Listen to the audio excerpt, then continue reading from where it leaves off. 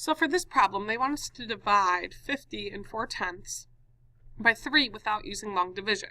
So they want us to show our method, tell what you like and what you don't like about the method. Well, I know at the top of my head that 3 will go into 50, 10 times is 30, 11 is 33, 3 times 15 is 45, okay, and I know 3 times 16, well, 16 times 3 should be 48, okay, which means if I add 3 here, giving me 9 times 11, carry my 1, 51 is too much. So I know it's going to go in 16 times. 16, and then there's 4 left over. So what we know is that we can use multiplication in order to help us solve our work, because these are inverse operations. So we're going to start brainstorming today about how we can do this, okay, as we move on. Just go ahead and follow along in your notes.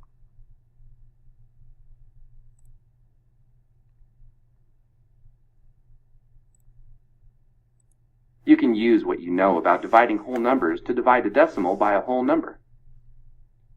To illustrate, here's how to find 364 and 2/10 divided by 12.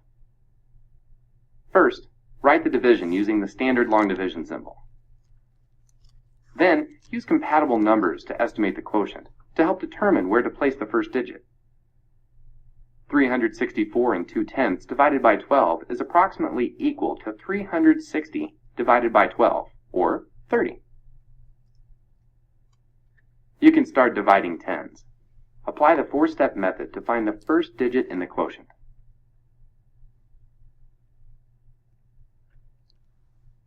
Although the difference is 0, you still need to bring down the next available place value and continue the division.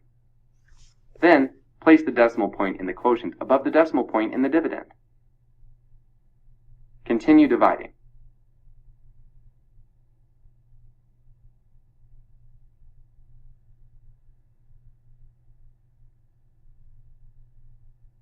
Instead of writing a remainder, write a 0 at the end of the dividend as a placeholder and complete the division.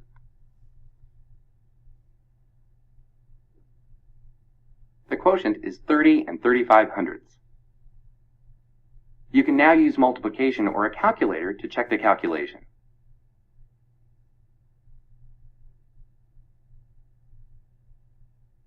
Use standard multiplication.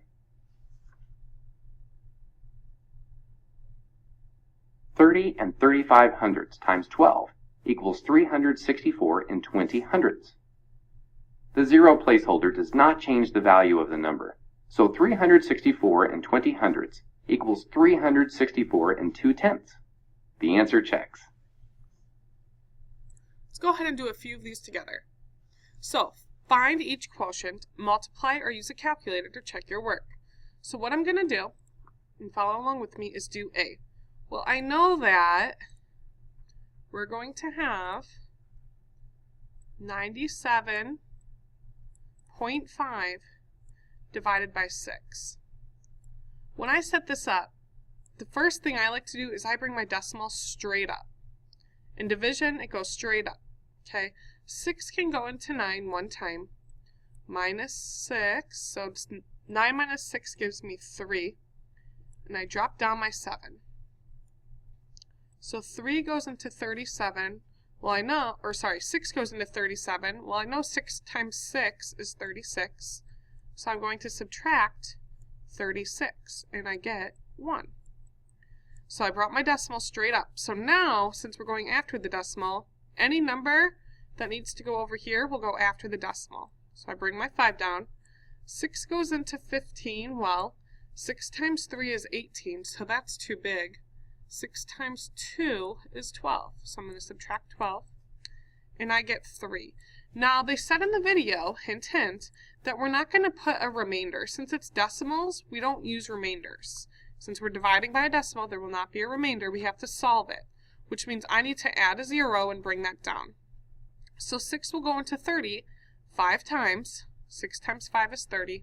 So I know my answer now is 16 and 25/100ths. Okay, go ahead and put that in your notes. Go ahead and freeze it if you need to do so. So now let's go ahead and do b by ourselves, or together. If you want to try it by yourself before you check your answer, go ahead and press pause. Otherwise, solve it with me. 5 43/100 divided by 15. The first thing I do is I bring my decimals straight up. Well, 15 does not go into 5, so I'm going to put a 0 here. 15 does go into 54. 15 times 2 is 30. 15 times 3, if I think about my clock, is 45. So this must be 3. And I will subtract 45. Please do this in your notes. Well, I can't do 4 minus 5. So this becomes a 4. And this becomes a 14. 14 minus 5 is 9. And I need to bring down my 3. Well, I know 15 goes into 90. 15 times 4 is 60. So 15 times 6, if I'm thinking about my clock, is 90. 93 minus 90 gives me 3. I need to add my 0 because we can't have remainders and bring that down. So 15 will go into 30 2 times. 15 times 2 is 30. And when I solve here, I get 0. So I know my answer must be 362 thousandths. Go ahead and freeze this so that you can copy that down. And I would like you to solve this one on your own. So I'll help you set it up. I will be checking this in your notes tomorrow. It'll be 3 divided by 9.012. Okay, go ahead and solve that. Press pause, okay, and solve it on your own. When you have the answer, I would like to see it circled at the top. Remember, there should not be remainders. We're now moving on to the key concepts, so go ahead and put your pencil down and watch this with me. You can extend what you know about dividing to divide a decimal by a decimal. First, write the division using the standard long division symbol. Then, multiply the divisor by the power of 10 needed to change it to a whole number. To change 5/10 to a whole number, multiply by 10. Move the decimal point one place to the right. To keep the division equal, multiply the dividend by the same power of 10. You have changed the example to an equal division, 22 5/10 divided by 5. Use standard long division to divide 5 into 22 5/10. Place the decimal point in the quotient above the decimal point in the dividend.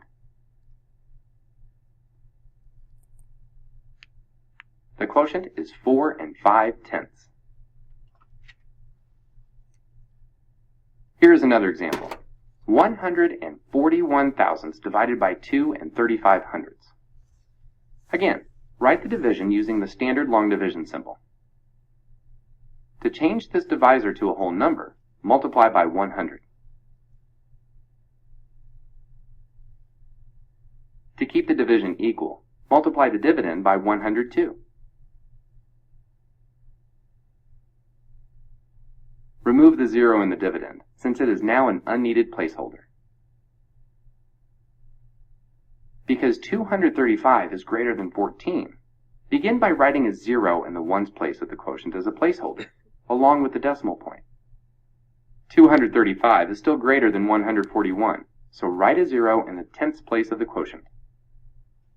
You need to write a 0 as a placeholder in the dividend to do the division. So the quotient for this example is 6/100. Use a calculator to check the quotients for both examples. So we're going to go ahead on to part 2 and try a few of these, so please follow along in your notes and make sure you fill out your notes for this.